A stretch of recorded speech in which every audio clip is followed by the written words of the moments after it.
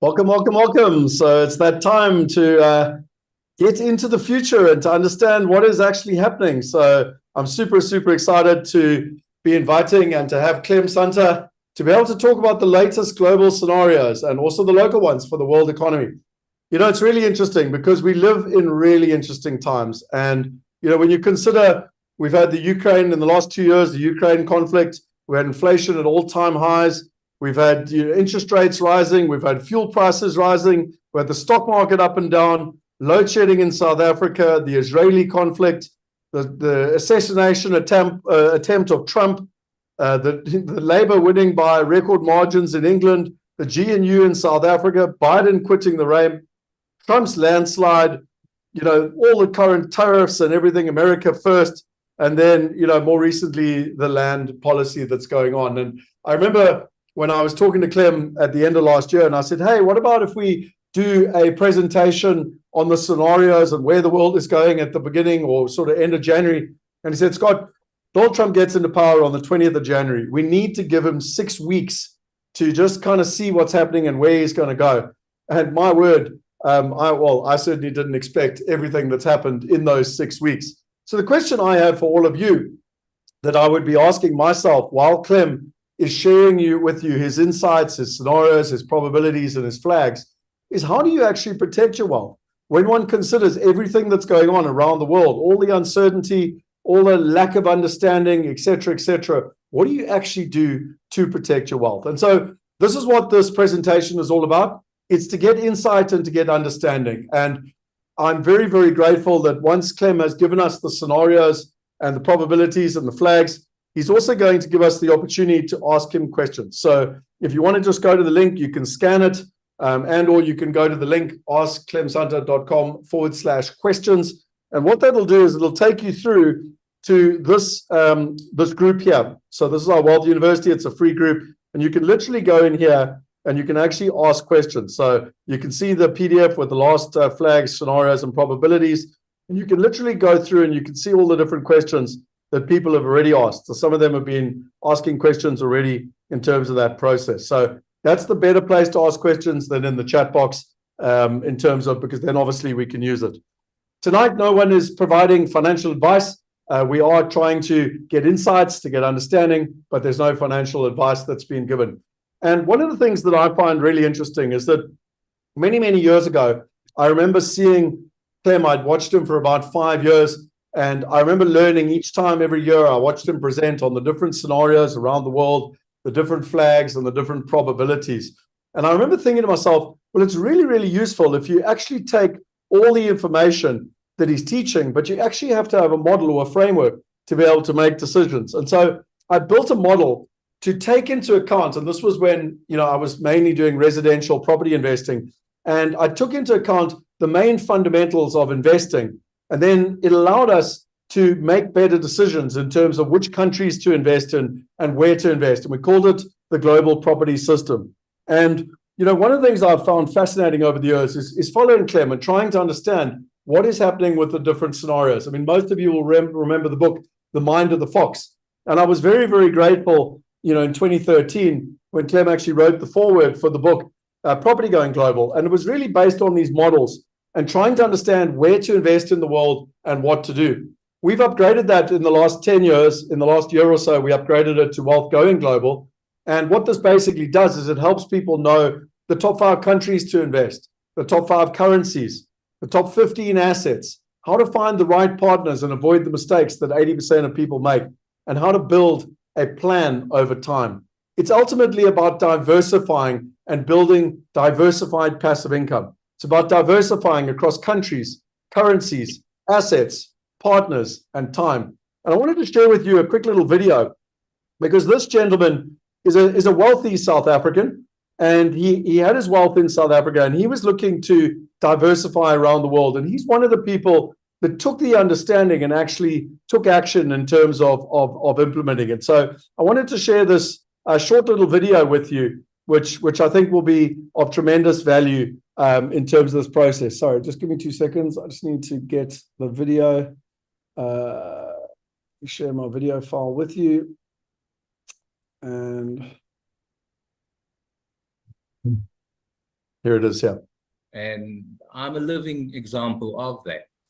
In my little life journey from opening up my own auditing practice, the firm today audits the Auditor General of South Africa in terms of doing, pre-issuance reviews, etc. So Abdul, let me ask a question to you in terms of it. So you've been very, very successful in property in your country, but you went and decided to sign up. Scott, like I said to you at the beginning, I have this wealth. It's all localized. I have no exposure anywhere else on earth. Okay, so the catchy phrase from your side was going global, or diversified income going global. Now that appealed to me. In other words, yes, I may be rich in this country. What happens if I'm outside? There's all types of restrictions in terms of the transfer of my wealth, my assets, wherever I may be on earth. So that appealed to me, and that really opened an opportunity or a process for me in terms of engaging in diversifying my wealth. And I must say, although I have the brains to think that out, why must I do that? Yeah, you're giving it to us on a platter. So we follow that process, and yes, we engage, and yes, we will get exposed. We have obviously since did do an investment again in property. Property is the economics, I understand. Now, one of the things you alerted us or reminded myself is that if you do things in teams, it becomes easier. Collective wisdom is better than your own limited and parochial type of ideas. So that's also something I quite enjoyed. But if you don't have that, maybe we'll never get to success. Yeah. Surely it won't happen next week, but as long as it happens, I think you're on the right road.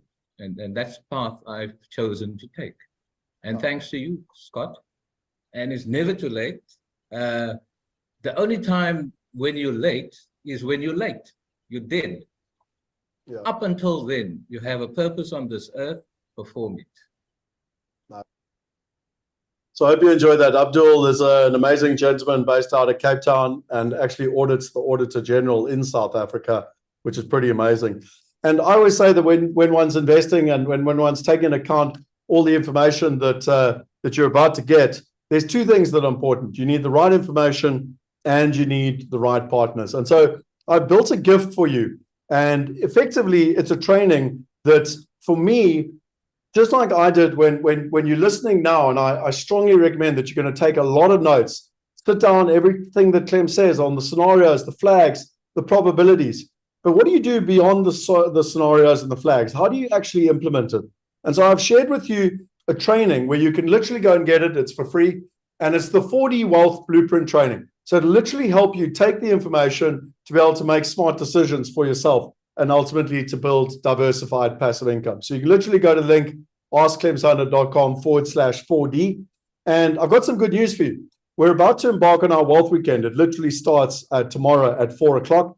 It's a 2.5-day event. It's a live event with our mastermind members. And to those people that sign up for this training, you're actually going to get a virtual invite to the Wealth Weekend. So that's with our family office. The family office look after the top 1% of the world. They look after the wealthiest of the wealthy. And they're going to be teaching people and taking diversification to the next level. How do you diversify? What are some of the wealth strategies? So literally come and learn from the best. And if you sign up to this, it's free, then you'll get access to that. And so we'll send you a link and you will literally get access to it in terms of that process. And finally, I'll talk more about this later, but if you do want to book a call with one of the team, it's a no obligation, literally free one-to-one. You can sit down, you can understand with the team how to build diversified passive income as soon as possible. You literally book it for free with our team. It doesn't cost you anything, and we also don't sell you anything. So the whole idea is to understand where you're at and to try and provide you with some direction. And so I want to leave you with one last video, and then we're going to pivot to Clem. And this was a gentleman also that wanted to diversify. And, you know, the challenges of diversifying can be large. And this was his experience in terms of the process. He had a whole bunch of investments with different financial planners, and it was so nice. And this was his feedback on consolidating and being able to diversify with peace of mind. No, definitely, Scott. I mean, it is so stressful not to know where to go. To have financial partners and advice. I mean, just the connections that you gave us, bring us in contact with these people to understand it. It makes a world of a difference. It takes a lot of stress off your shoulders, weight. It's actually a very positive experience, especially in the world now with all these uncertainties. But from a human side, I mean, this was a phenomenal experience. And it happened so fast for us. But we were ready for it. I feel that we have proper partners in you and in the mastermind and with Calio. It's a very positive experience. So without further ado, it's time for me to share and to welcome Clem to the stage. I'm super, the virtual stage, whatever you want to call it. But Clem, as always, I've been deeply privileged and very, very grateful for the insight, the wisdom that you've shared over the years. And, you know, I don't know exactly how long it's been from my side. I know my father used to talk about you when we were talking in the low road and the high road. So it's been a long, long journey of me following all your different scenarios. But it's with a huge amount of humility and gratitude that you're joining us here tonight. You know, we live in these tumultuous times. And I must admit, of all the years and all the presentations you and I have done, this is probably the one I'm looking forward to most, because I need the insights into what you think with Trump and tariffs and America first and land policies. But without further ado, I'll shut up and hand over to you. Thanks, Scott, very much. And, you know, it's always an absolute privilege and pleasure to talk at one of your webinars. I want to start by just going over an issue which I discussed with some Stellenbosch students last week. I was asked to lecture at Stellenbosch University to a lot of students who are studying the future there. And one of the things that really got to them, which I haven't really stressed in many of my past lectures, is that you don't really get a real feel for the future by yourself.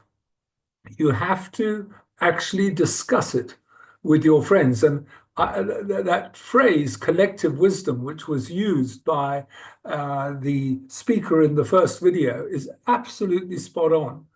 Because I said to them, the best thing you can do after my lecture is to actually get a group of your friends, sit around the table, and actually discuss the results of this lecture. And it should be a round table. And then I thought to myself, you know, it's not just students who should be doing this, it's actually companies.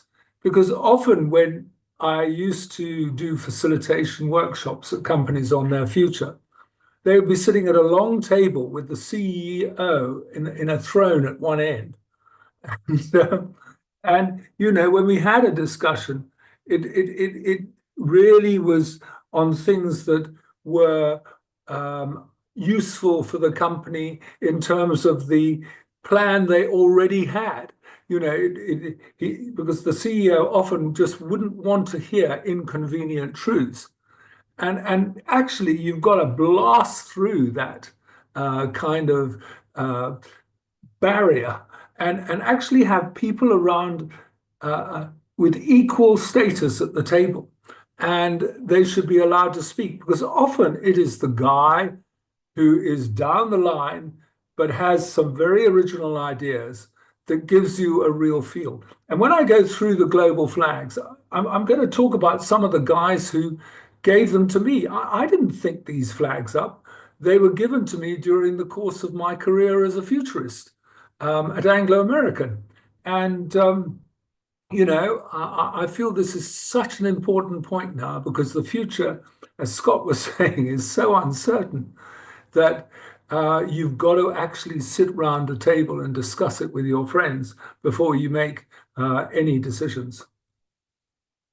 In the book which Scott showed you, which is Thinking the Future, I'd like to just mention some of the philosophers who, you know, are absolutely critical to the kind of futuristic way you should consider when you look at the future.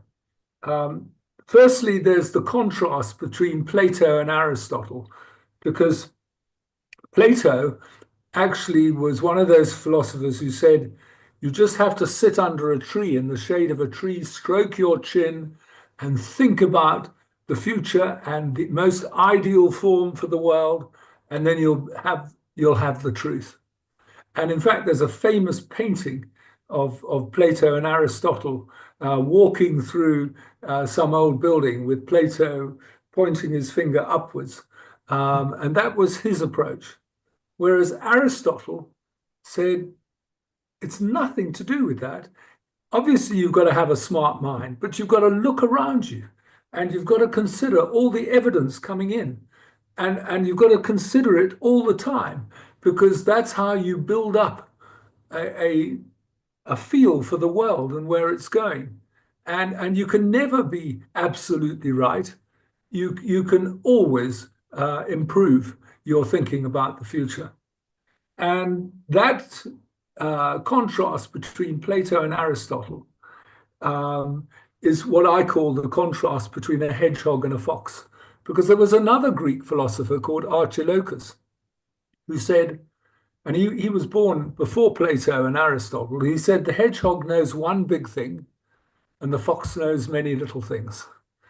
And I just thought that was a wonderful way of contrasting Plato with Aristotle, and also with people who say you should have just one strategic plan, one forecast of the future, and drive the company forward along the path of the plan.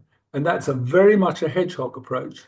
Whereas a fox will have a plan, absolutely, but then we'll be looking at all the different forces and new things happening around the world, and adapt the plan and change strategy and tactics.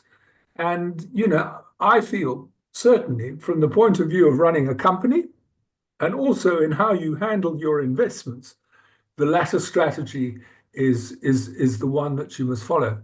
Yes, you've got to be diversified, because often something happens which is completely off the wall. And in a diversified asset, country, currency situation, you'll probably have less damage done to your portfolio than you would if you had actually singled out a particular investment or currency. But you must also have this kind of thinking of sitting around the table, and maybe with Scott and some of his managers, in terms of, you know, getting a better feel yourself for how the future can change. Which brings me to Socrates. Socrates was a great philosopher too, because he said, and we quote it in this book, Thinking the Future, he said, I know nothing, but what I can do is ask the right questions. And often the key to opening the door on the future is to ask the right questions when you're sitting around the table, because that way you then start seeing some different light on the other side, and moving forward in your thinking of the future. So, you know, those were the sort of my opening remarks. But I want to just go through the methodology that I put in this book, which was written in 2015. And when I actually come to the flags that I'm going to talk about, a lot of these flags are in this book, which was written in early 2015, called Flag Watching. And yeah, I'm very proud of the fact that America's top scenario planner, a guy called Thomas Chermak, who's at the Colorado State University and actually has formed a school of scenario planning there, gave it a 5-star rating on Amazon, and also said outstanding. So I can't do better than have one of America's top futurists saying that this book is outstanding. And it essentially outlines the following specific way you look at the future before you get on to what Scott was talking about, then considering the implications and then making the decisions about your portfolio. The first thing you have to do is identify the flags that are driving forces which basically drive the present into the future.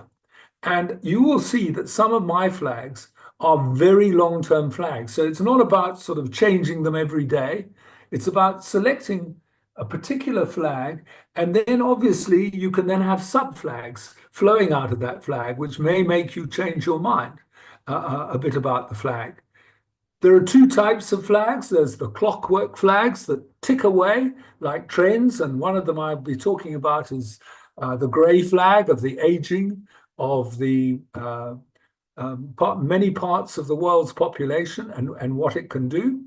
But then obviously you can have a cloudy flag like the war in Ukraine and the war in Israel, where you can paint a whole different bunch of scenarios flowing out of the flag. So the first part of the specific process of looking at the future is to have a conversation around what are the flags that are really relevant for, maybe in my case, the world economy and South Africa, but in your case, it might be around my business and the industry I'm in, and maybe it'll be around your family and which country you should be living in and stuff like that. But the first thing is to look at the flags, which would give you an indication of what is driving the present into the future. The second thing is to say, okay, given these flags, what are the possible scenarios that can flow out of the flags? And you don't want to write too many scenarios. Scott showed you a nice matrix, which I had a few years ago. At the moment, as you'll see, I'm running 2 scenarios for the world and 2 scenarios for South Africa. But you've obviously got to consider what the best and worst possible futures that can flow out of the flags. And then thirdly, you've got to consider the probabilities that you apply right now to these best and worst scenarios, given the status of the flags you've chosen. So it's a simple methodology. It's not like some of those management textbooks where you have to go into huge sort of scratching your head because you don't really understand the methodology. It's a simple 3-step methodology. And I have to say that it's used by a lot of overseas companies now to have their conversation around the table. And I hope it's a round table at the same time. There are 2 things which you've got to avoid at all costs when you look at the future. And I'll be bringing up an example of that. You've got to pierce through the emotion. A lot of people only want to consider futures that are desirable. And the whole point of flags is to prick the veil of emotion that we have, to say, gosh, could it really go this way? Which means that I've got to do some uncomfortable things in order to maintain my, my wealth or my standing or my company, whatever it is. You have to consider those uncomfortable questions. Socrates would have really, enthused about that particular part of the approach. And the other thing is, you can't be too precise about the future. My first mentor was a man called Pierre Wack, who was a Frenchman and who was the head of scenario planning at Royal Dutch Shell during the 70s. And I'll be quoting him a bit more further on. But one of the things he said was, it's much better to be vaguely right than absolutely precisely wrong. And that is the point of our technique, to be vaguely right rather than absolutely right. And I think the best example I can quote to you of that is the actual book I wrote with Chantal Ilbury, who is the mother of Mitchell, with whom I wrote this book, Thinking the Future. And Chantal and I wrote this book, The Mind of a Fox, which was published in June 2001. And for the first 3 months, it didn't sell that well, but then something happened which turned it into an overnight hit.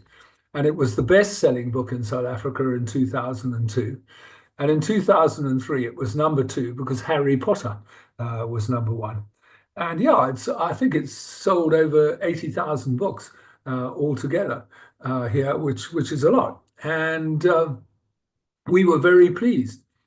But what happened to turn it into a bestseller was that we actually included a book to George Bush in the second half of the book, where we said, "Dear Mr. President, if you want to overcome all the obstacles and problems and see the opportunities of your presidency, you've got to start thinking like a fox." And we said, as we speak, the biggest threat that you have is a massive terrorist strike on a Western city. And yeah, that could completely upend your presidency.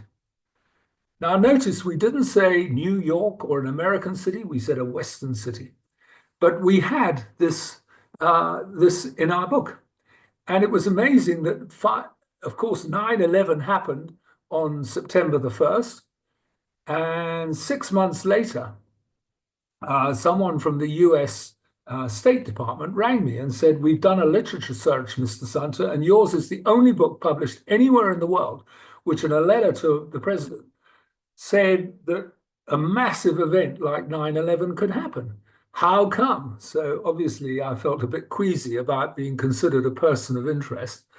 But I said we had 3 flags, which indicated that this particular scenario had increased in probability. The first was the fact that religions in the late 80s had become much more confrontational between each other, Islam, Christianity, and Judaism, but particularly Islam and fundamental Islam. And of course, the 90s saw a lot of terrorist strikes on aircraft, hijacking aircraft, and obviously individual strikes on the ground. And that was our second flag because it showed that terrorist groups had become more sophisticated in their strategy and tactics. But the third flag was why we included it in the book, which was there were 2 attacks by Al-Qaeda on American embassies in Africa, one in Tanzania and the other in Kenya in 1998, which we felt was a dress rehearsal for the real thing in America. And that's why we included it in the book, because we thought the risk level had risen. Well, thank heavens he believed what we said. But what was really nice was that overnight our book became a huge success in America, but equally our website, Mind of a Fox, which actually topped these strategic arena charts in America for about 2 years, according to Google. And they said it's the only time a foreign website has been so dominant in America in a particular discipline. So yeah, we weren't saying that it was going to happen 3 months after 9/11, after we'd written the book, and that it was going to be in New York and that it was going to involve planes. But the whole point of putting that kind of general scenario on the table is just to become much more sensitive to the incoming subflags. And it was at the US Congress inquiry into 9/11, there was a young woman who went to her boss on 6 occasions, and said, "Boss, there's a flying school down the road where Arabs are learning to take off but not land." And she said, "It's not just that flying school. There's a really large number of young Arab people learning to fly planes around America at the moment, and we should look into it." And her boss said, "Nah, don't think so." And in fact, the 19 pilots who were involved in 9/11 were educated at these flying schools. So it shows how you've got to have that ability to take a general flag and then make it more precise. So I'd like to now go through the flags, which I've been advancing to many clients over the last few years. And as I said, most of them are in this book, Flag Watching. So you can still get this on Amazon.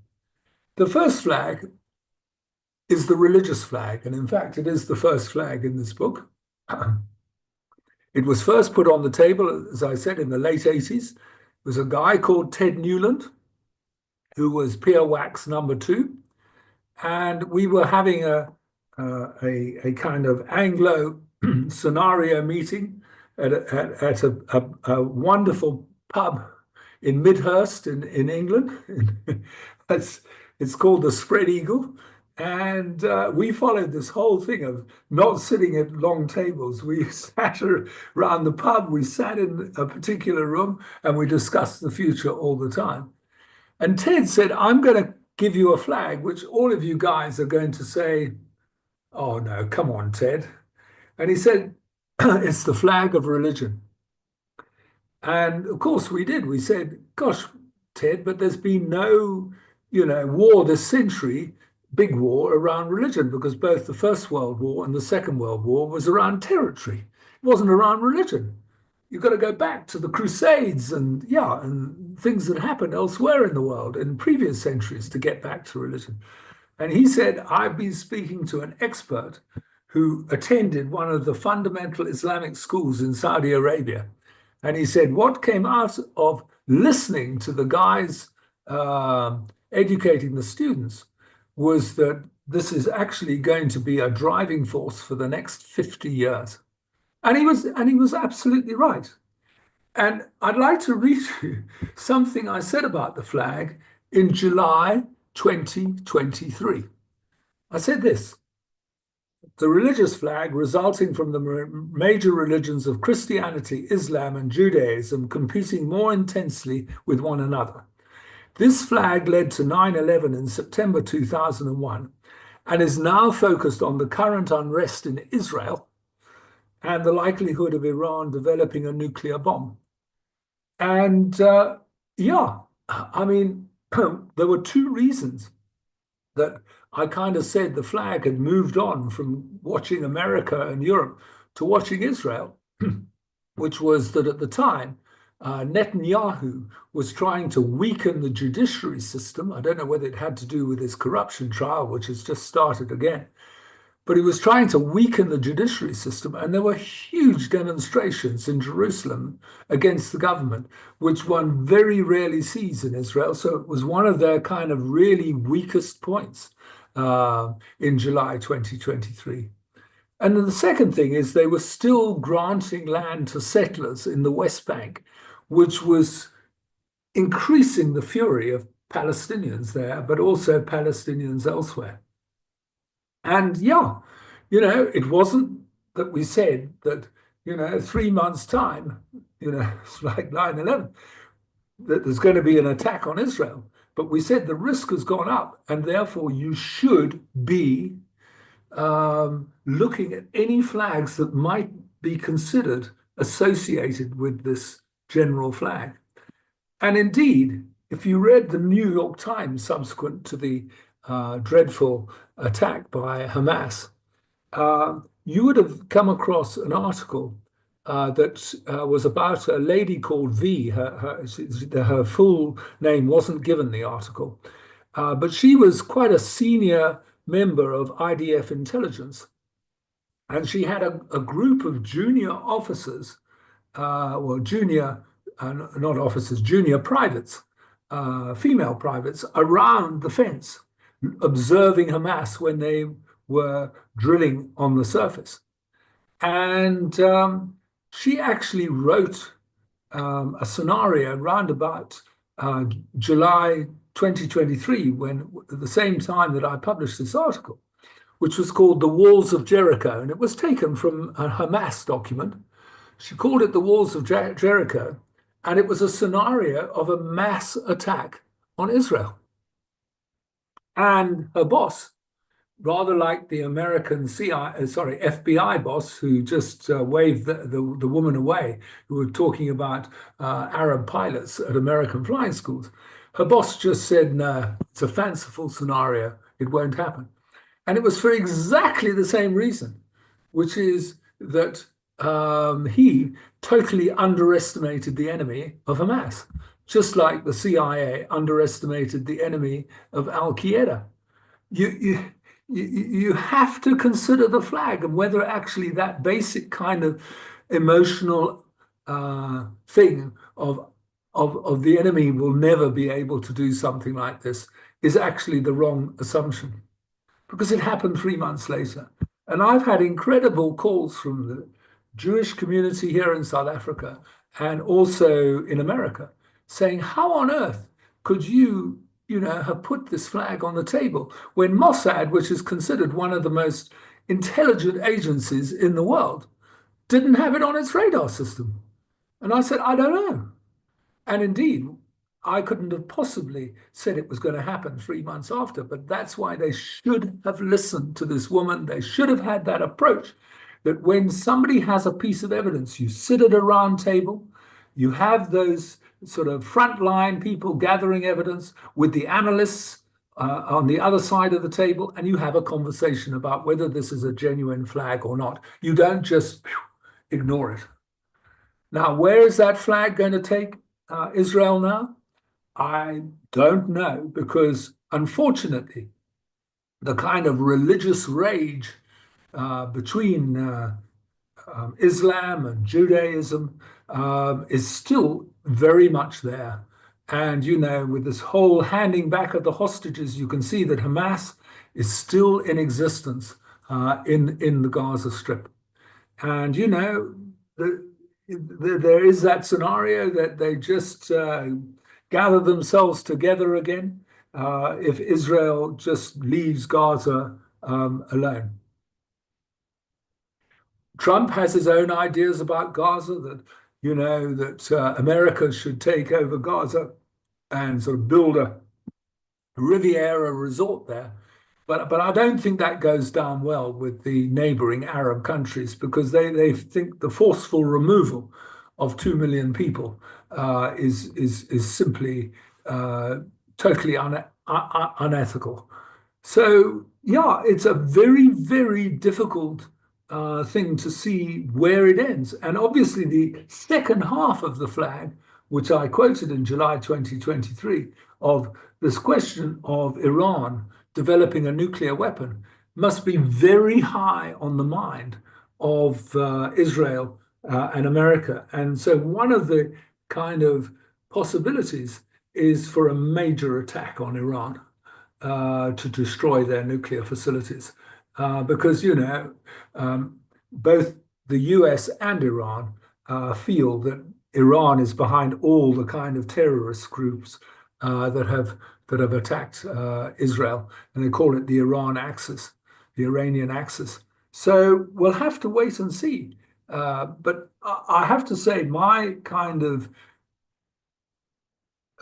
view of a peace scenario, and we've obviously had the first phase of the ceasefire, which is releasing hostages in exchange for Palestinian prisoners. That's gone as far as about it can go, but there are still hostages left in Gaza, and the Israelis want to extend the first phase, but Hamas wants to move on to the second phase now, so that it gets Israel right out of the system in Gaza.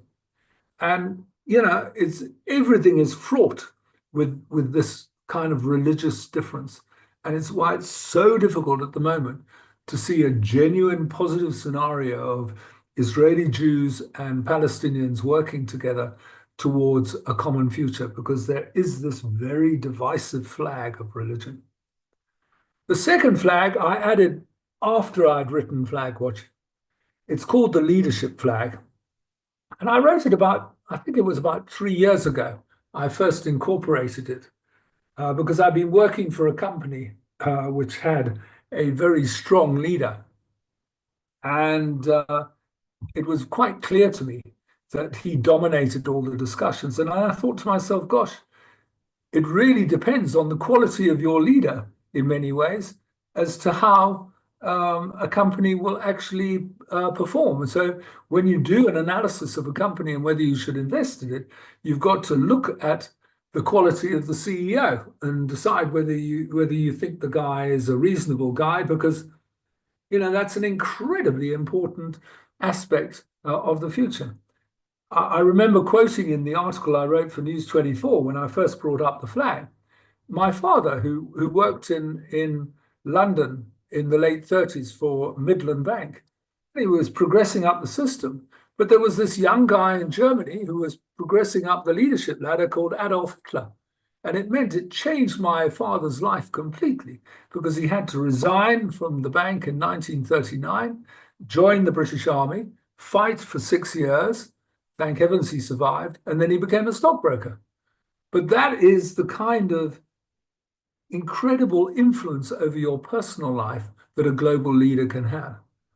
And interestingly, I've since written about the flag, and I haven't ever been that positive about the current leadership around the world. I said the last time we had real global leadership in the world was in the late 80s, when you had Ronald Reagan, Margaret Thatcher, and Mikhail Gorbachev. And they had a positive relationship with one another, and they brought an end to the Soviet Union and the downing of the Berlin Wall. And yeah, for a time, the world really came together under those three leaders. So it was as much of the relationship between them as the fact that they were pretty good individual leaders. In our case, we had the leadership flag of Nelson Mandela and F.W. de Klerk, which got us over those very difficult times in the early 90s. But, we haven't had great leadership. I mean, there you've had dear old, you've had American leaders who are very, very old. I mean, Joe Biden probably wouldn't qualify for the Helderberg retirement village that I'm in. But now you've got Trump, and Trump is doing things which are just changing people's lives everywhere, absolutely changing them upside down. I mean, I was just listening to the news, because I like to do that before giving a lecture like this, and there's the Canadian head, Justin Trudeau, saying it is absolutely ridiculous to have these 25% tariffs on Canadian exports to America, because it just makes everything that much more expensive in America. And he says, we're going to do the same to America. And if you look back to the 1930s, what triggered the Great Depression in the 1930s was this kind of nationalistic conflict that there was in the markets, which didn't allow people to trade freely with one another. And we're getting into that situation now because we have Trump as a leader. It's only for 4 years, but there he is as a leader, and he really is affecting people's lives. He's affected people's lives here with cancelling USAID and all the PEPFAR funding for HIV/AIDS people in South Africa and children. And it's going to cause a huge amount of deaths in South Africa because he's just decided to get rid of it. But obviously, we have to be worried that we've got the AGOA agreement coming up for renewal. And I must say, Trump expresses opinions on South Africa where, the agreement may not be renewed. So it is incredibly important to look at leaders. And I've always thought of Putin as an autocrat, because there was the poisoning of that couple in Salisbury with Novichok. And, I can't say that he's a nice guy at all. And she is, in fact, more like Mao than Deng Xiaoping, who really changed the Chinese economy. So we don't have a bunch of good leaders in the world at the moment. And of course, what the one thing that Trump is doing is completely changing the relationship between Europe and the United States. Well, and obviously Canada and the United States as well, and Mexico and the United States. But sure, that one person can do this is just an amazing kind of quality of our species. The third flag is what I called in the book Flag Watching, the red flag of Russia, China, and North Korea. In fact, I spent 10 pages in the book on the Ukraine because Russia had already invaded the Ukraine, well, not the whole of Ukraine as they tried to earlier this decade, but Crimea, they had annexed Crimea, and they were trying to take parts of the eastern side of Ukraine.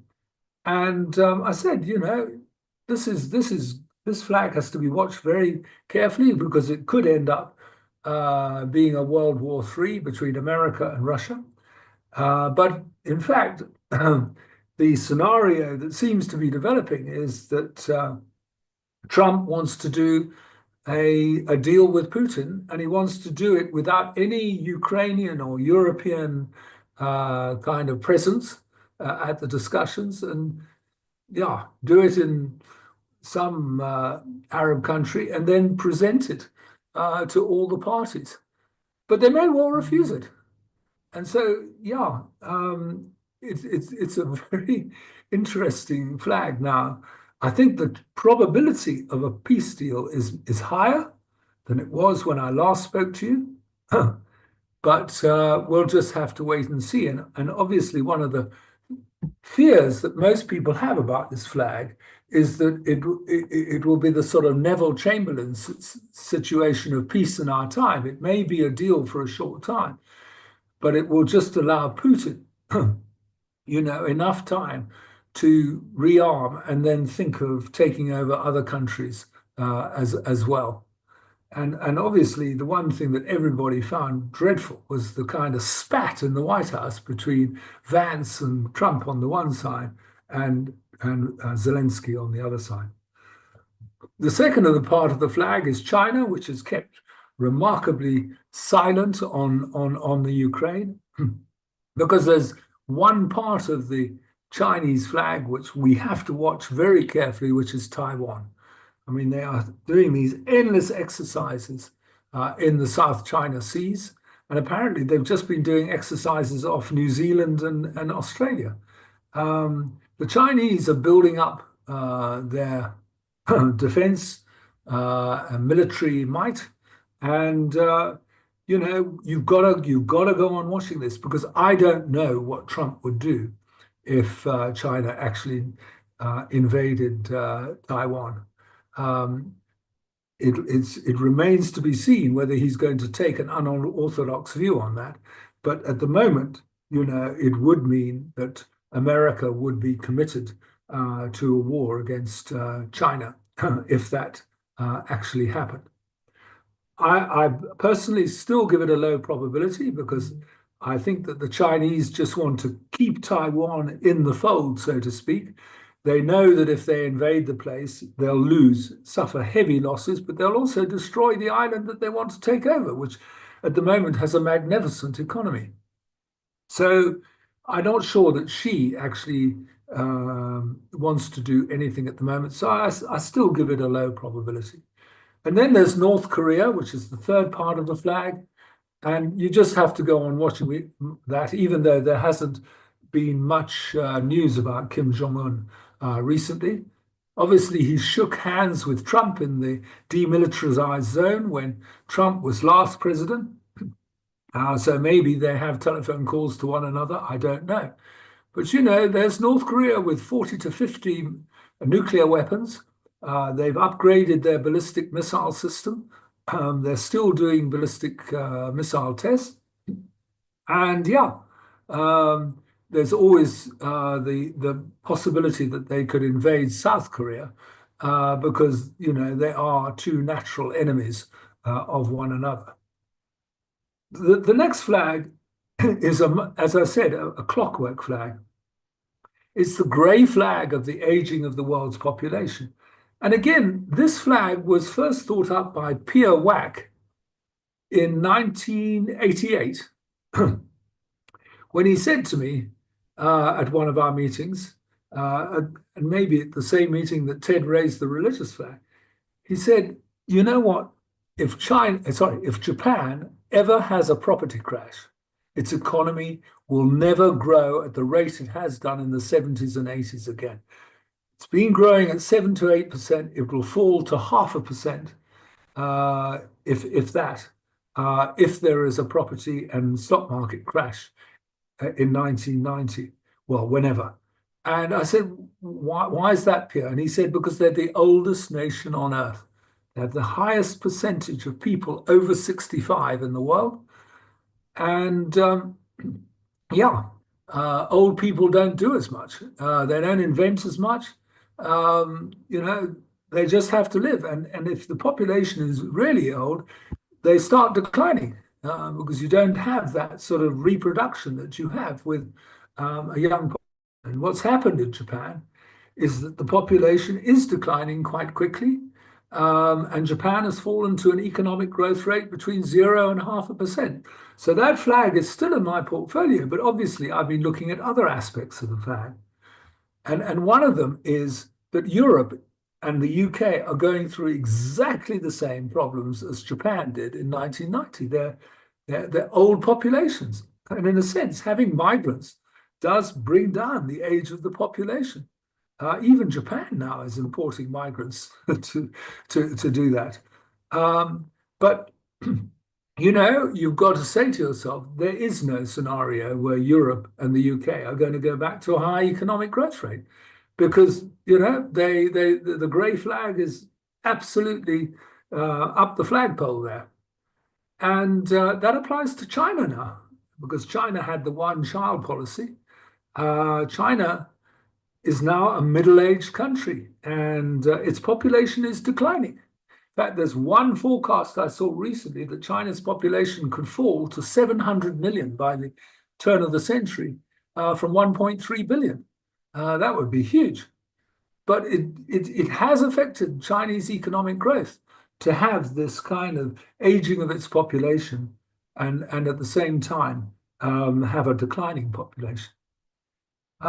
America, funnily enough, this flag will only hit in the second half of this century, but it is going to be hit by it. And the more migrants they expel from America, the more problems they're going to have with essential workers, because that's where young workers are needed. And already I'm hearing stories from California that a lot of the migrants that Trump wants to sort of expel from there because they're undocumented or whatever it is, are actually, you know, very, very fearful and not working properly. And 42% of construction workers in California are migrants. So it shows that there is a very important role for young migrants in particular countries, and that this could affect America in the second half of the century, in which case they'll obviously have to change their policy of sort of zero immigration unless you've got $5 million or something else to get a sort of golden visa into America. Developing countries in Africa and South America still have young populations, but you have to obviously have other things as well, like good government. So it's not, it doesn't assure you of a high economic growth rate. Though in some African countries, you're seeing the highest economic growth rates in the world at the moment because they do have quite good government.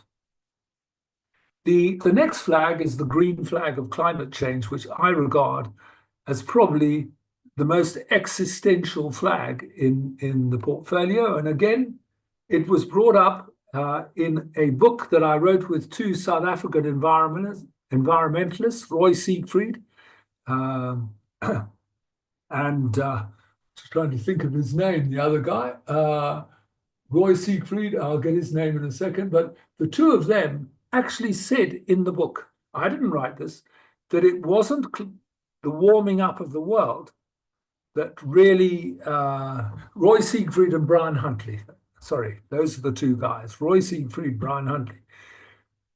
It wasn't the warming up of the world that really one should be watching out for, because yes, the sea levels would rise and they would eventually drown coastal cities, but it was the fact that warmer weather would create more extreme weather, more extreme rainfall, more extreme dry periods. And that is what's happening around the world.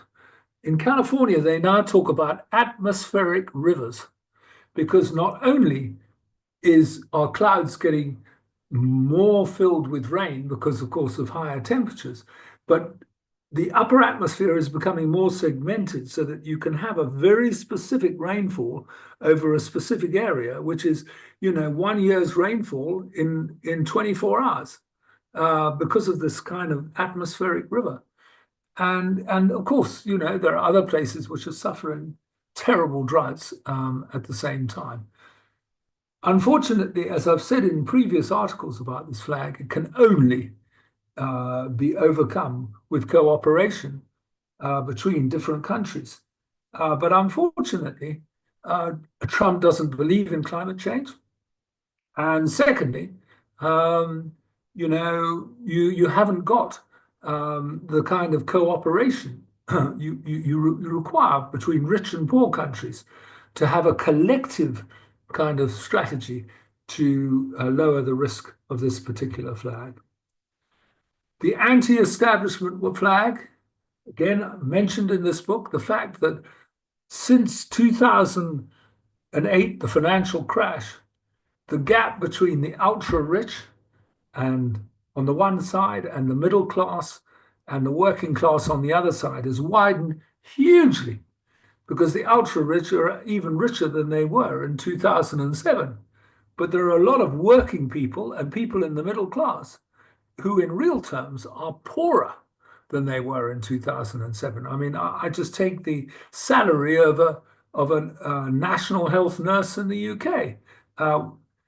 They're saying that that nurse is earning less in real terms than they did in 2007. And of course, this has caused fury. It's changed the political dynamic of countries, and that's why they're electing far more extreme leaders and much more nationalistic leaders around the world. The next flag is the porous border flag, which first went up when I facilitated a conference for Interpol in 2009, where we were looking at what the 10 principal risks were facing the world over the next 10 years, from 2010 to 2020. And they came up with a list, and we had the deputy head of the FBI, and we had the head of Scotland Yard, and we had virtually the head of all the police forces around the world. And the first thing really made me go, wow, because it wasn't a crime. Obviously some people consider it a crime, but it was porous borders. And it was the fact that, that Western countries had very little protection against all the people who wanted to pour in from poorer countries, and that this figure would grow exponentially during the next 10 years. As this American guy said, he said, we do have very sophisticated border posts, but you just go 100 meters on either side of our border posts, we have nothing. And there we are. It's created these terrible problems in America, which Trump is trying to sort out, but it's created terrible problems in in Europe and the UK. And indeed, yesterday, they had the largest migrant boat hitting the UK shores this year of 600 people. So I'm not sure, again, how this porous border flag plays out, because obviously you can't shoot people in their boats or anything like that. You've got to actually accept them. It's actually a tragedy when you have people fleeing to have a better life somewhere else, and the last thing you can really do is punish them in a vicious way. So yeah, that's why we've got to still continue watching this flag. But obviously Trump has done a lot to try and bring that flag down in his own mind. But just remember the point I made with the aging flag, that at some stage, America is going to require young migrants as essential workers to keep up the maintenance of cities and other things like that. The next flag, the national debt flag, is mentioned in flag watching. And it was there because I did a session with a few of the banks in London, and they were worrying in around about, I think, 2010 about the national debt around the world. And all that's happened because of the easy money policies we've had ever since the crash of 2008, and then we had COVID, is that the figures have absolutely shot up. And I mean, the country I quote is America, that has a national debt of $35 trillion and a national GDP figure of 27 trillion. So that's a ratio in excess of 125%. And in the 90s, it was considered an acceptable ceiling to have a ratio of 60% of GDP for your national debt. Well, America is now double that. And, you know, I don't know whether what Trump is doing is going to sort of bring down the federal deficit or not. But it's been running under Joe Biden at $2 to $3 trillion a year, and that's why it's so massively high now. And of course, in Europe, they're now saying we've got to spend more on defense, but a lot of them have the similar problem that they've got very, very high national debts. And of course, if interest rates rise, you have to service that debt. The pandemic flag, obviously, I did write about it in this book, but I didn't write about COVID. But it proved that I was right to include it in our suite of flags in the book, because what COVID showed is what massive disturbance there can be to the world economy when you have a pandemic like COVID. Thankfully, it's now much more gentle variants in the world, but you can't take it off your radar system because there may well be other viruses that create the same kind of conditions, flu viruses or whatever it is. So just keep it on your radar system. A new flag I added again about a year to 2 years ago is the crowded space flag, that you have all these rockets now going up into space. And, at the same time, you've got far more crowded satellite systems around the world. And at some stage, you might have a massive accident in the sky, causing fragments to then take out other satellites and everything else. And remember, the world banking system and many other information systems, GPS, rely on these, global satellite systems. The last time a law was passed on space was 1967 by the UN, which is space is free for all. There have been no laws on space since then. But maybe now, because the risk has gone up, there's going to have to be more laws about space, particularly now that you've got so many private companies sending rockets into space as well. And then the last flag is, again, a much more recent flag, but I put it there because technology has such a huge impact on our lives. As you can see, how what the mobile phone has done to our lives. You walk into any restaurant, anywhere, people are talking on their phones. 30 or 40 years ago, nobody did that because there wasn't the device. Now they do. And of course, now it is artificial intelligence. And we've heard all about the good side of artificial intelligence and the negative side of artificial intelligence being used to scam people or to raid their bank accounts or to create false videos of people. But on the other hand, there are a lot of people saying with artificial intelligence, we can actually make our company much more productive, and productivity can be increased. And equally, when you want to know about something, you just ask a question like Socrates of artificial intelligence, and you'll get some answer. But there is a thing called hallucinations with artificial intelligence. When you read the answer, be careful that you're not getting some false facts quoted in that response. Because a lot of the people who I know who are very AI savvy have said you must be very careful because of the hallucinations that you can get from AI. Now, the two mainstream scenarios that flow out of those flags, and as I said, a lot of them are very old flags, and they weren't provided by me, they were provided by other people. The first one is friendly planet where, you know, the world gets together and resolves that dreadful flag of climate change, and actually we get back to freedom of movement, of trade, of people, and all that kind of stuff to make the world a better place like we did in the late 80s and 90s. And that's the friendly planet scenario. And as I said, the leadership flag at the moment would mean that I give a very low probability to that scenario.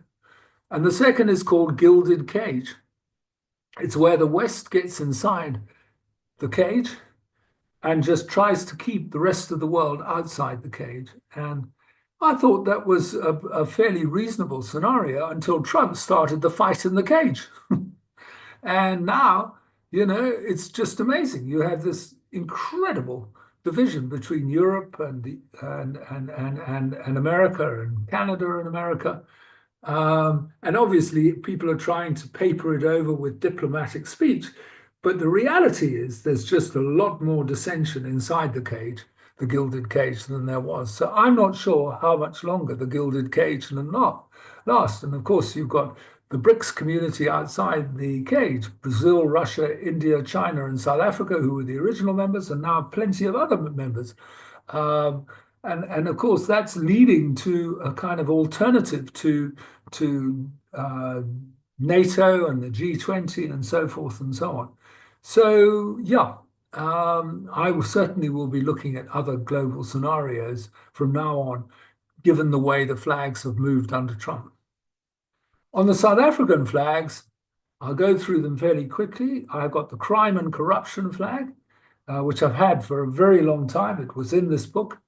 And yes, I think we've definitely made progress since Jacob Zuma, and that, you know, people when he was president, I think that we do have a much more transparent approach in trying to bring criminals to justice. But having said that, we haven't seen the kind of legal action and consequences that you would see if the crime and corruption flag was to turn truly green. So there's so much work that still has to be done on that flag. And equally, we've got to think of how much more effort we've got to be put into expanding the police force, and also, obviously, all the people involved in sort of the sort of not the sort of gun crime, but the sort of bureaucratic crime. How are we going to resolve this? The second flag is the quality of infrastructure, and yeah, we felt much better about this flag because yes, we had the other day we had Eskom going back to stage 6, but nevertheless, we can feel a little bit better about this flag around Eskom, but there's a long way to go on things like the ports and Transnet and others. And it does mean that we're going to need a far greater alliance between GNU, the Government of National Union, and the private sector in order to turn the quality of infrastructure green. I remember when, so I said, really, and what does he say? Well, at the time, our economy was the 100th ranked in the world. And he said, we've got to do two things in order to take China up. Firstly, we've got to improve the quality of infrastructure. So we, the Chinese Communist Party, must, with the communities, improve the airports, the roads, the railways, and everything else in China so that we have a platform for economic growth. And the second thing he said is, I think that people should be allowed to create wealth for themselves, which went completely against the communist ideology. But it worked because China, as he said, went from the 100th ranked economy to the 5th ranked economy in 2006. And of course, it's now the second largest economy in the world, and probably is the only country that can rival America in AI and high tech. I'm afraid to say Europe and the UK really are no longer in that sort of league that China and America are in high tech. So he did transform China. And I have to say, one of one of the best examples of flags was that day, because they wanted to understand how scenario planning could be used to road test the 5-year economic plans that they were designing for China. And I did a real example in the afternoon, and I said, what is it? And it was about 45 academics in the room in the afternoon. I said, what is it that most worries you in the world at the moment? And they said an American recession, not an American crash. They said an American recession. And so I said, well, let's write a scenario around that. We wrote a scenario. And then I said, what about the flag that would indicate that a recession is rising in probability? And they went into a huddle and they said, we've come up with one flag, and that is property prices in America. Because we know that America, has very high percentage for consumer spending. 2/3 of the American economy is consumer spending. And if the price of the principal asset that America has falls, which is the house that a consumer has, then they'll stop spending as much. And as we have $1.75 trillion worth of US bonds, it would be very worrying for us. And guess what? In September to December 2006, they wrote to me and said, we're keeping tabs on the Case-Shiller index, which measures property prices in America. And for the first time in 25 years, it's actually leveled out. And then they sent me another email in the first quarter of 2007 saying prices had fallen in America, property prices. And they were now giving an 80% probability to a recession scenario. And we all know what happened in September of that year. That's when the great crash started happening in America. I don't know what they did as a result of that probability, but it was probably to do with expanding the internal demand in China to make up for the loss of demand that they might have for exports to America. And maybe they moved some of their treasuries out of America as well. But it absolutely shows why it's important to get that flag right. The third flag is the entrepreneurship flag, which I've been going on for a long time, because the world of work has changed. In the last century, hundreds of thousands of jobs were being created by big business and even by governments. But now that's no longer the case. Big business has become much more productive. It subcontracts more. Governments, as I said, all around the world, their debt ratios are worrying them. And so the only place that is actually creating jobs of a huge amount is small business. In fact, the latest statistic from America is 2/3 of the jobs being created today in America are from small businesses around the country. So we've got to do everything to promote small business in this country, to integrate the township economies with the mainstream economy, and to really provide finance to all those entrepreneurs in rural and urban areas who want to, open up new businesses, because that's the only way we're going to get rid of our hideous unemployment rate of over 40%. The fourth flag previously was the 2024 election, which I said would probably end up in some kind of coalition government, and it has. It's ended up with GNU. And I just hope that GNU holds together, because it is incredibly important that we have a kind of working, working, functioning government. And I can't think of any other form of government in South Africa at the moment besides GNU that would, begin to get that pragmatic approach about it. I mean, I actually wrote an article just after Cyril had formed the GNU called Pragmatism, because pragmatism is absolutely top of the scale for me. You've got to do things that work. I visited Nelson Mandela a month before he was released. He asked me to go and see him in Victor Verster near Paarl. He didn't tell me he was being released in February 1990. I saw him in January 1990. But he read one of my books, and he sat me down and he said, "I'm afraid to say, Mr. Sunter, but my favorite quote in the book is not from you, it's from Deng Xiaoping, who you quote." So I said, "Oh, what did he say in the book?" So I just couldn't remember at the moment because I was, quite confused being in the same room with Nelson Mandela. He said, "I don't care if a cat is black or white as long as it catches mice." And he says, that's my philosophy as well. And you could see his passion for reconciliation flowing through all the questions he had about the future, which conversation took place over a period of 5 hours. So I had 5 hours one-on-one with the great man. And I never really met him in such circumstances after that, but I was just delighted that I could at least assist on that. And it applies absolutely now. GNU's got to come out with policies that, really work to get us our economy growing. And then there are 2 more flags. The first, I quote from this article, which is the neutrality flag. We're now in a mess because Trump has made it a big point that we took Israel to the International Court of Justice. It's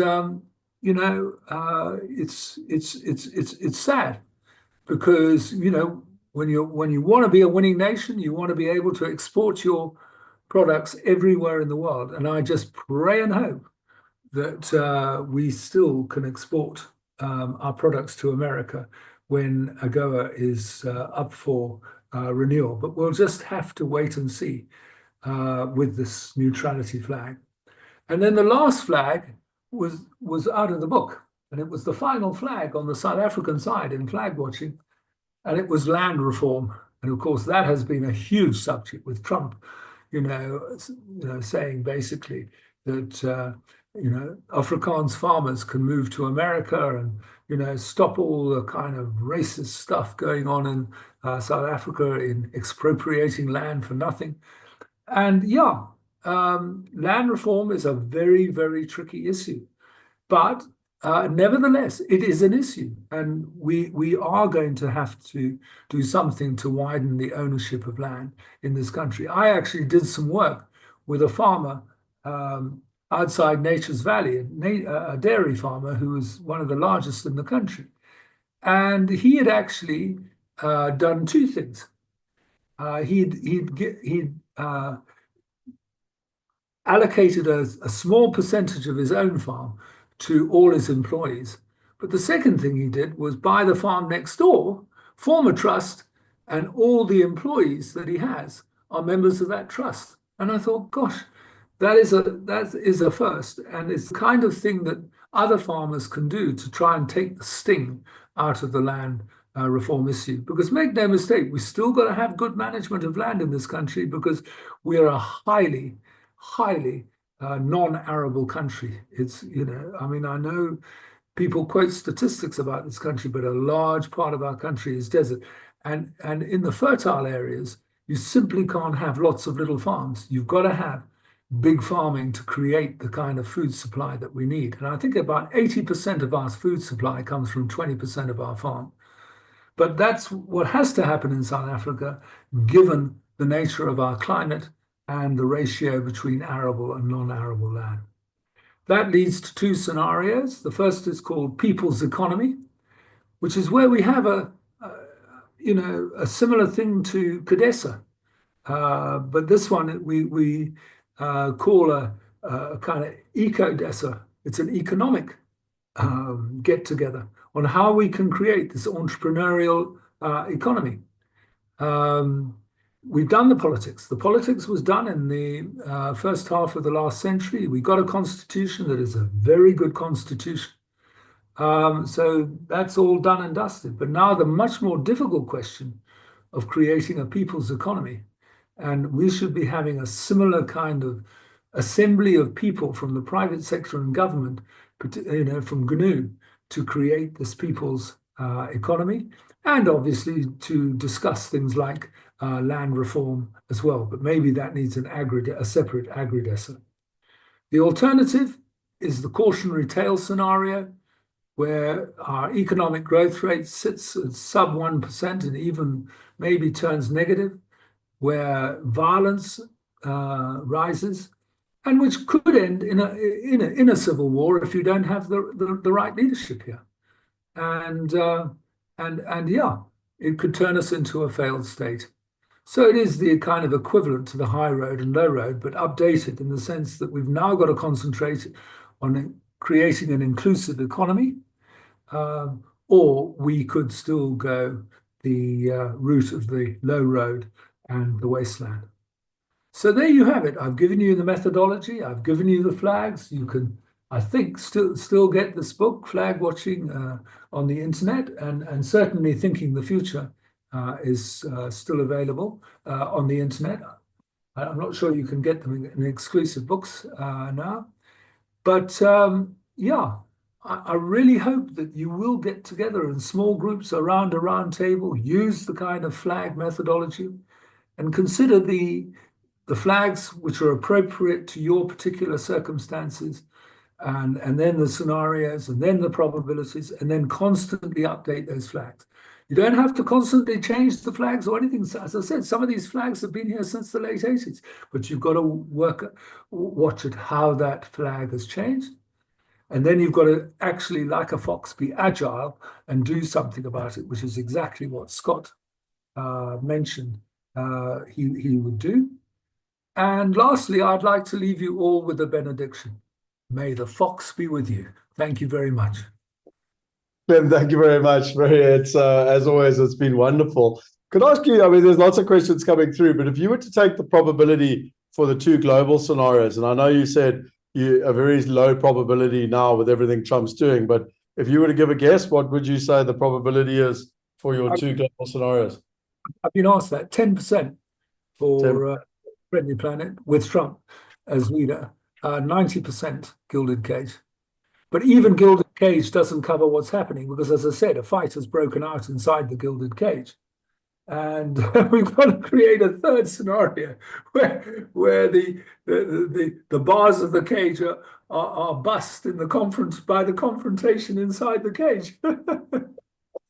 And for the South African scenarios?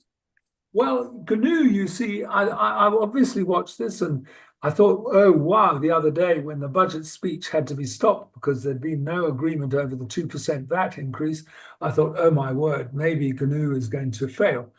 But obviously there's a strong, strong desire to keep GNU going, and I hope that is maintained.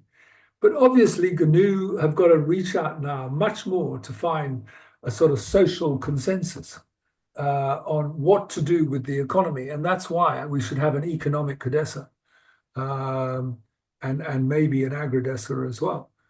So, you know, that's still to come. But I can't think of anything that can be better than the GNU that we've got at the moment. So I give the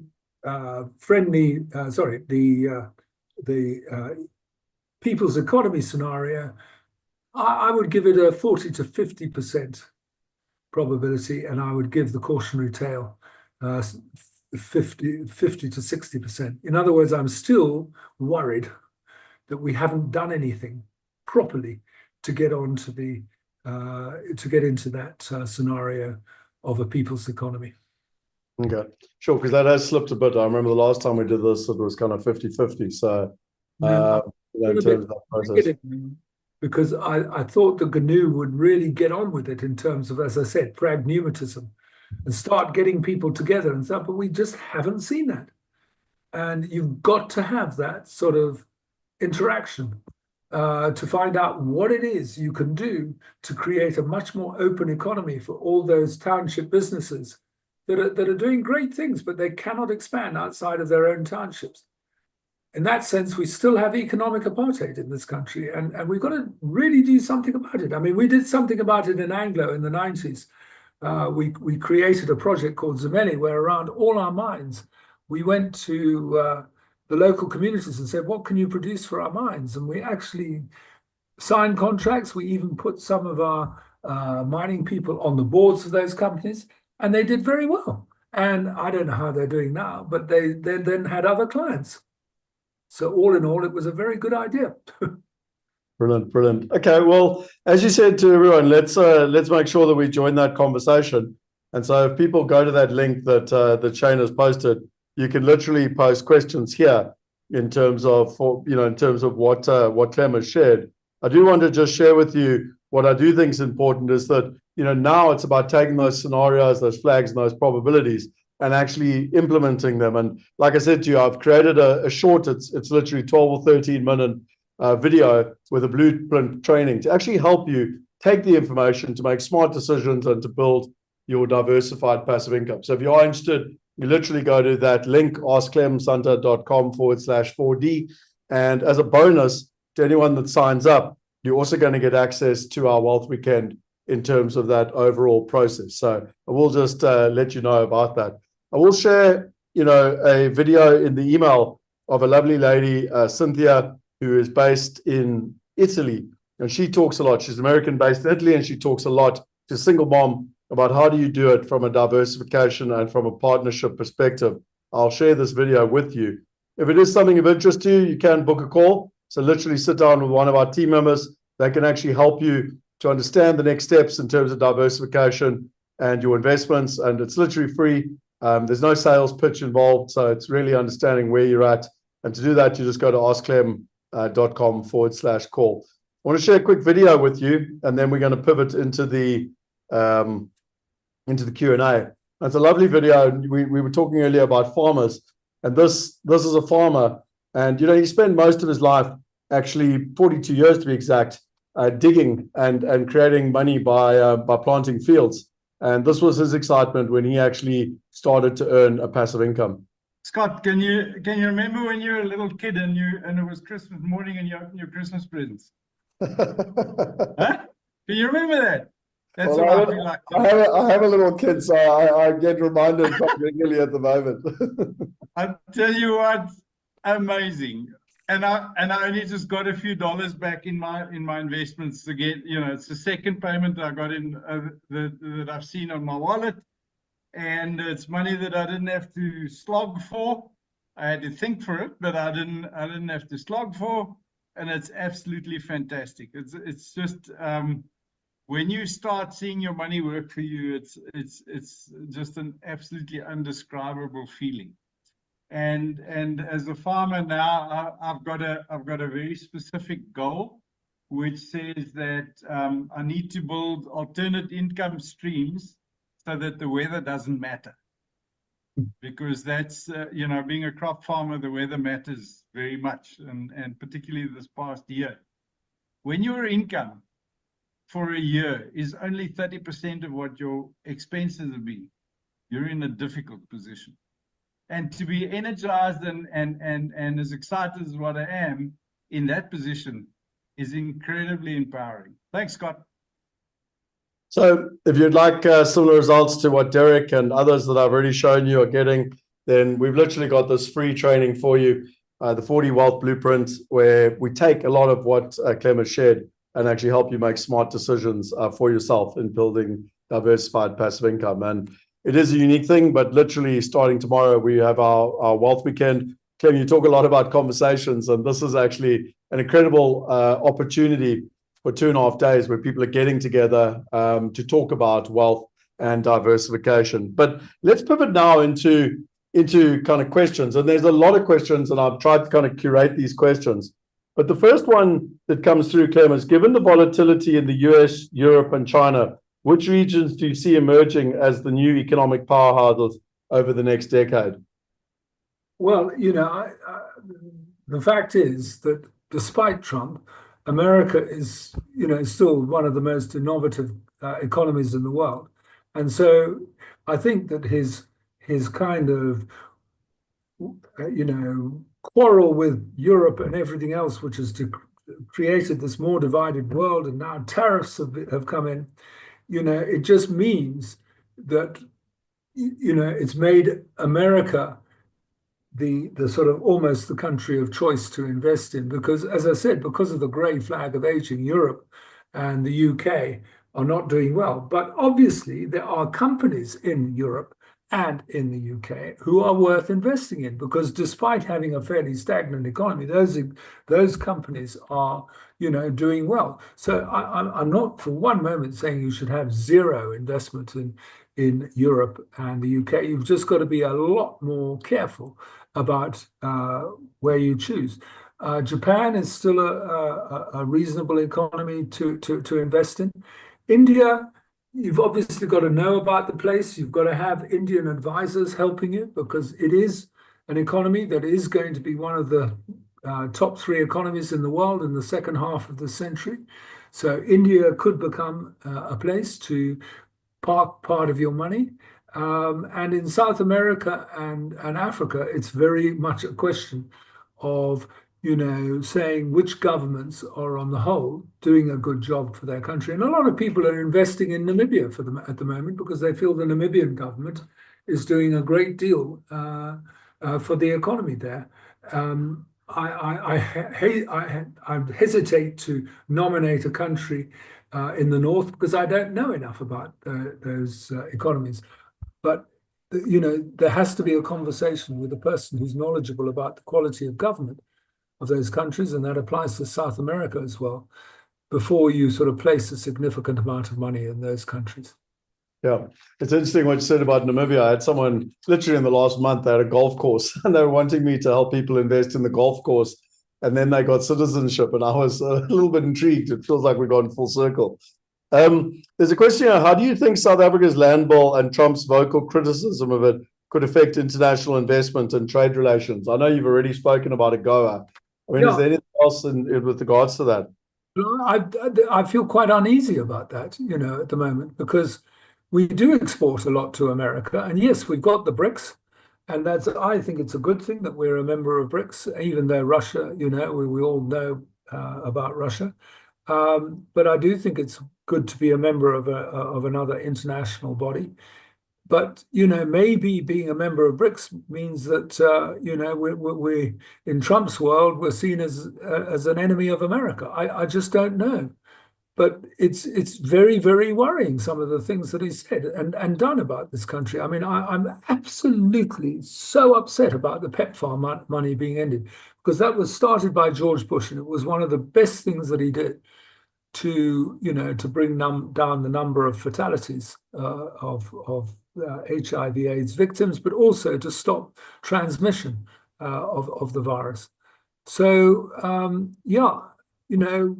I'm afraid to say, passing the Land Expropriation Act, even though there's lots of qualification, it doesn't mean immediate expropriation of all farming land for free.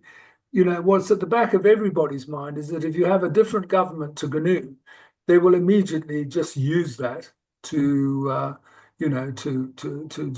take land in a way that they used it before. So it's a very cautious moment because of Trump, because he has definitely weakened our prospects for the people's economy with all the things he said about this country. And the one beautiful thing is that South Africans have actually stuck together, of all colors and races. They've all stuck together in their response to him. You've got very few people sort of siding openly with him, and very few people completely opposing him. But what you've got is that sort of central group who are not actually willing to separate because of what Trump is saying. And that is a very, very good sign for South Africa. And it's a very good sign that GNU will continue, that it hasn't fallen apart so far. Yeah. And I mean, you've sort of alluded to this already, but the next question was, if you were advising the South African government today, what are 3 critical decisions would you recommend to ensure economic stability and growth? I mean, CODESA, the economic one you've sort of mentioned already. What would you say would be the number one is the quality of infrastructure. There's only one way to get our infrastructure right in this country, and that's for the government either to privatize or to go into a much stronger alliance with the private sector to actually do the job of transporting the goods and do the job of water water supply around the country, which is becoming an increasing, problematic issue. It's got to be done by the people who understand, know, and actually prioritize what the best decisions are and actions to improve those are. So that's number one, is a much better relationship between GNU and the private sector on the public enterprise, improving the quality of public enterprise. The second is to have an economic Odessa, because there is no other way we can get the number of people in jobs up than to promote small businesses in this country. I did a debate with Julius Malema in 2016. It's actually on YouTube. You can watch it. Malema versus Sunter. It was at the Cape Sun. And I said, I'm as much of an economic freedom fighter as you are, Julius. It's just that my definition of economic freedom is different to yours. You want to nationalize the banks and the mines and things like that. I want to give ordinary South Africans much more economic freedom and also support them to actually become successful in using that economic freedom. So entrepreneurship is very much the second issue. And then the third issue, I would say, is that we do have to do something about still on the whole crime and corruption front, particularly violent crime and murders and things like that. And therefore, we have to do something to improve, maybe the numbers of police and the quality of police, but the quality of our legal, the legal system in this country, because that is considered by many South Africans to be the most negative flag for. Okay. The next one comes with all the economic uncertainty, where should investors be looking to protect and grow their wealth in the coming years? That's a very open-ended question, but well, I kind of, operate on the principle. My dad, who was a stockbroker, said you should have a third of your wealth in property, a third of your wealth in stocks and shares, and a third of your wealth in bonds and money. I certainly don't have that percentage in property anymore, but I try and keep the other two suitably balanced with one another. I don't want to offer specific opinions on which country, but that's why I totally support your program of diversity, because what grows your money and allows you to make an income, which, as your one friend who said it on air just now, said, money you don't have to slog for. Over time, a fairly lowish interest rate actually doubles your capital. So I think 7% doubles your capital in 10 years and 10% doubles it in 7 years. So don't look at this specific year, just look at how that income can increase your capital before you're saying, well, I'm going to put more in the stock market because I'll make more in the stock market. Because at the moment, the stock markets are very, quite doubtful.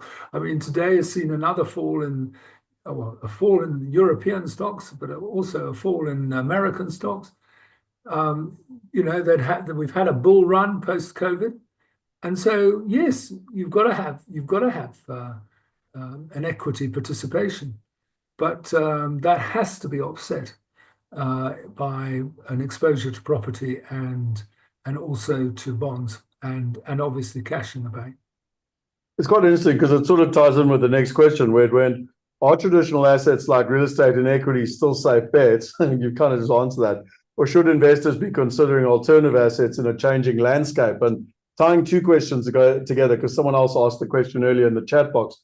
They said, in his day, his parents grew up where companies sort of owned assets. They were tangible assets. They were real fixed assets that you could touch. And now you've kind of got Bitcoin and a whole bunch of things that are intangible assets that are more kind of built on people's opinions. And he was talking about, influencers and everything in between. And so it's just interesting. I'd love to know your kind of thoughts on this kind of, it's a two-tier question, I suppose, really, because you've got alternative assets as as one. And then what that other gentleman was, or lady, sorry, I'm not sure, gentleman or lady was asking around this move from real assets to kind of intangible assets, you know? Well, I'll give you an answer on Bitcoin. I know that Trump is pushing Bitcoin and alternative forms of Bitcoin, and they've gone up in price. But I just don't know enough about Bitcoins. You know, there's the two scenarios. The first one is that they're for real because they're replacing paper currency, and therefore they're a good thing to hold as part of your portfolio. And the alternative is that it's like the tulips, the tulips, which at some stage just dipped in value very quickly. And I simply cannot answer that question as to, what percentage might you hold in those alternative currencies. But as for the question, that companies these days are less involved in making physical things and more involved in the internet and everything like that, I agree with that, and that's why you have the Magnificent Seven companies in California. And I mean, they're worth, I don't know how many $1 trillion by themselves. And they don't produce anything. They produce a service like Amazon, Google, and Nvidia, and all these things. So you've got to obviously have somebody who understands what's hot and what's not in the high tech sphere.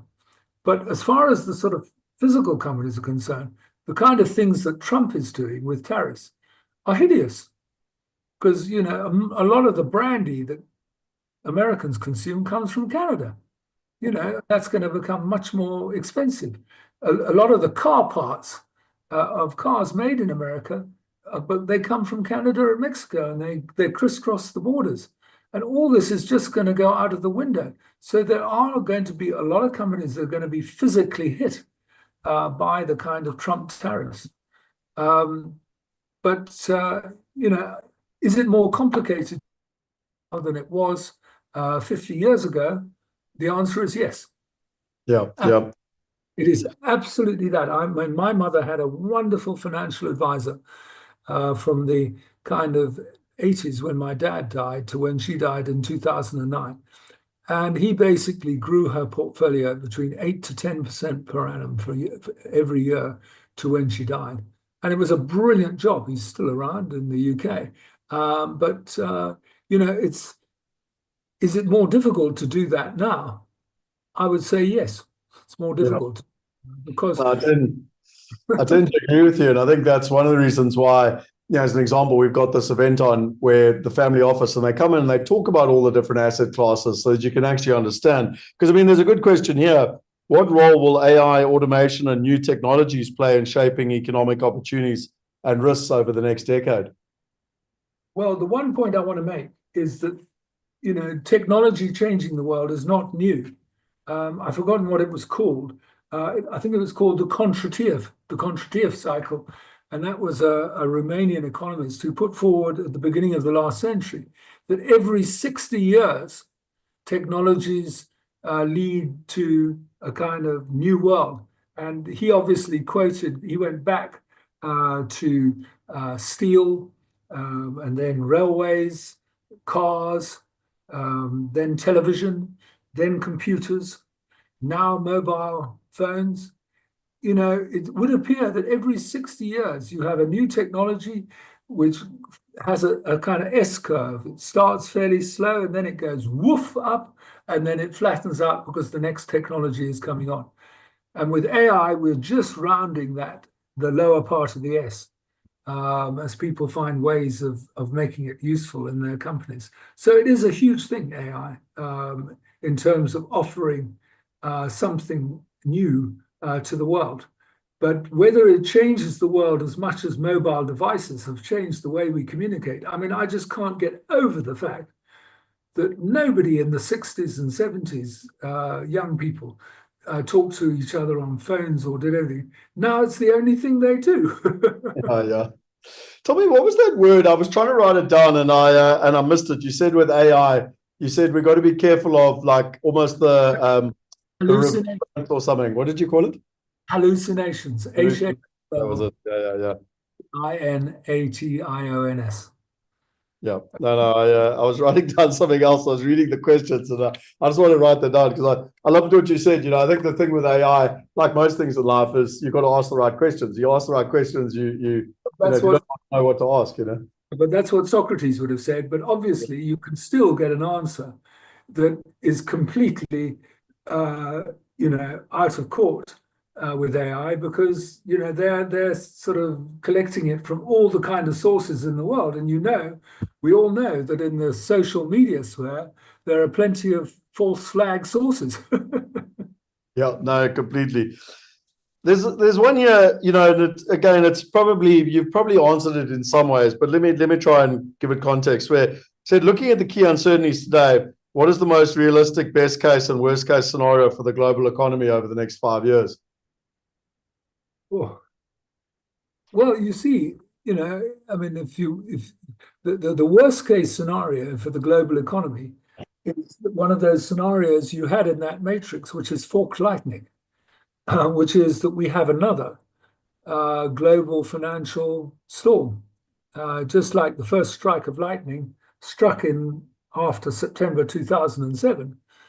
We have another strike of lightning caused by the incredible level of government debt around the world and the fact that it won't be sort of subprime mortgages that are the problem, it'll be national debt that is the problem.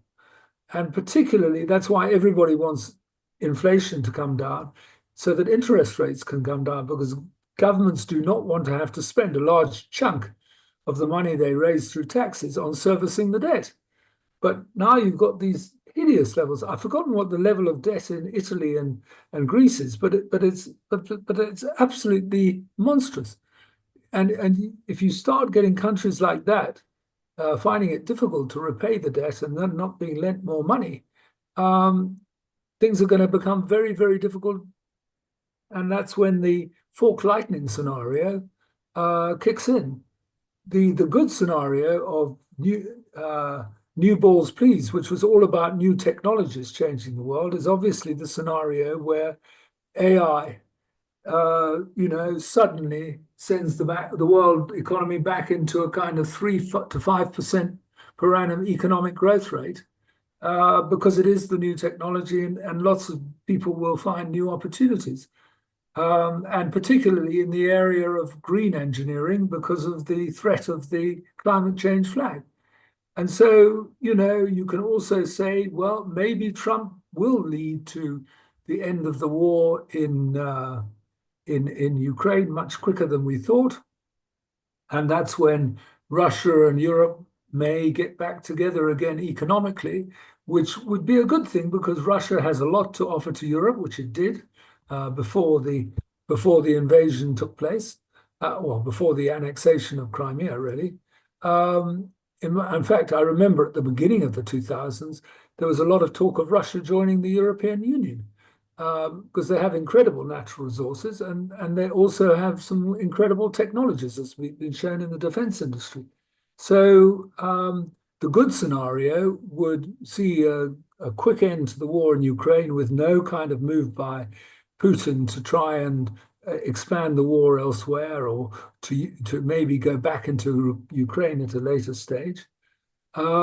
China, meanwhile, finds a way of overcoming it, the aging of its population and the fact that its population is declining, because as I said, it's probably the technological rival to America. And so there's still a lot to come out of China. So the new balls, please scenario is still on the table, but then you've got to see some of those flags turning green in order for it to take place. Back to your conversations question, and Derek, who's one of the chairman of one of the agricultural boards, has said, how do you organize an agri-DESA? If we wait for the government, it'll never happen. How important is it for the farmers, etc.? And I suppose it's not just a question for just the farmers, because there's the rest of us that are in power, but et cetera, et cetera. I mean, do you have any ideas or thoughts as to how we do that in terms of facilitating those conversations? It certainly can't be me. I'm just too old to do something like that. But what should happen is that a bunch of farmers should approach our current Minister of Agriculture and say, we really do need to have this conversation so that we can actually make progress on the land reform flag, rather than just, shouting at Cyril to, that he signed a totally unfair law and all that kind of stuff. You want some of the big farmers to say to the Minister of Agriculture, what is the best thing we can do? And as I said, one of the things that I do believe, without losing the kind of management of the farms, is you could spread the ownership, particularly of the big farms, by doing what that guy did in Nature's Valley. And the farm run by the trust next door to his own farm is actually run just as well, because it's got the same quality of management. So I do feel that it's some of the principal farmers in this country, and obviously some of the principal NGOs representing the farmers, should actually put it on the table, and put it on the table publicly, so that, it's not just the minister, sort of quietly saying no, actually putting him under pressure to say, yes, an agrodessa would be a good idea. Yeah. Tommy, in terms of back to your environmental outlook, and there's a question, Trump pulled out of Paris. Where do you see good places for environmental, ethical investors to put their money? She said, particularly ETFs. ETFs.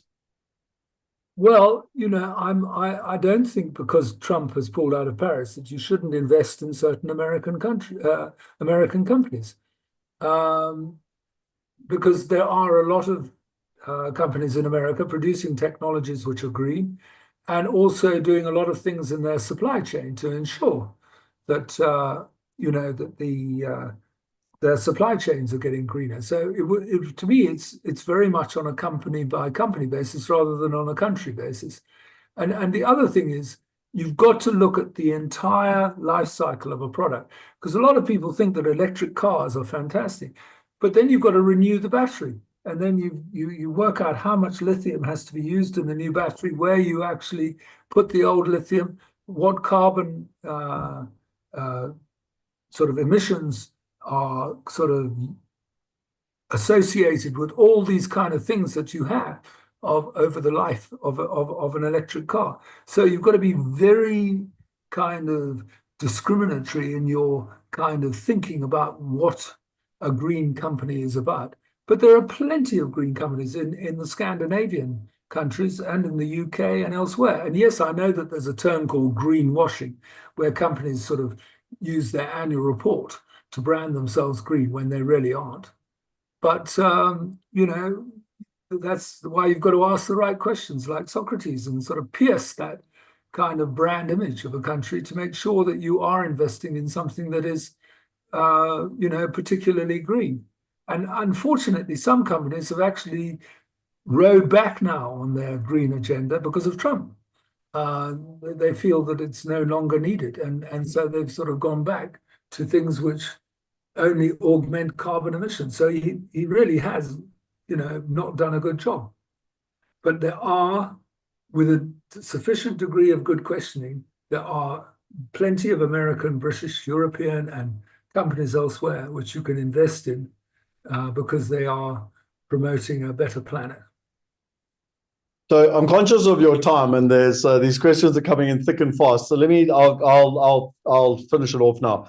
But there's a couple here that are really good. So from Jay, it said, I have a question regarding the scenarios. What is the best thing I can do now as an individual? Should we prepare or should we wait it out? I hope my question is clear. For example, I've adjusted my portfolio to the flags, but what else could I do? No, that's the point, is that, in a sense, you have to make decisions and you have to live with that decision. But if you see it going wrong for whatever reason, or you see a flag going the other way to what you assumed when you made that decision to have that particular mixture of assets in the portfolio, then you've got to be agile like a fox and change it. But please, I'm not in any way saying to people, oh, you've got to adjust your portfolios every day and da da da da da da. I've just got to say, just watch the flags and be aware of when a flag could trigger a problem with your portfolio and you should change to another country. This Or is another industry. Yeah, sorry. This is a great question from Kevin. He said, what skills or knowledge do you think are essential for understanding and navigating the future? Well, it's quite interesting that. I think I'm rather like Socrates. It's the ability to ask the right questions, because how I became a futurist was totally accidental. Anglo had just gone through a very bad period in the late 70s in terms of its forecasting the price of gold and diamonds and all the other stuff that we produce. So the chairman said, is there any other methodology we can use to look at the future? And our London economist, who happened to be a Belgian guy called Luc Smets, said, oh, well, there's this process called scenario planning at Shell, and the leader is about to retire from Shell, so shall I ask him to come to Johannesburg and give you a presentation at the executive? I was the secretary of the executive at the time,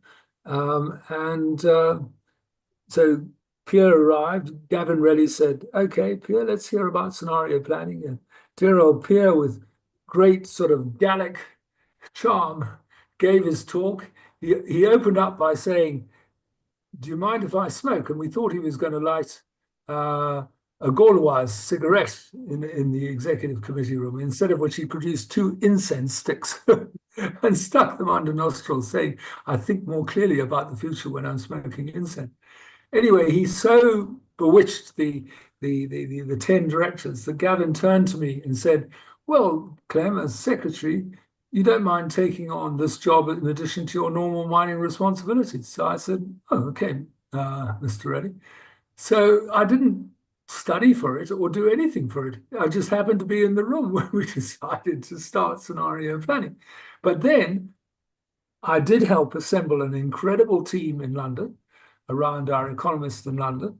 And I did assemble an incredible team around 2 people called Michael O'Dowd and Bobby Godsall in South Africa.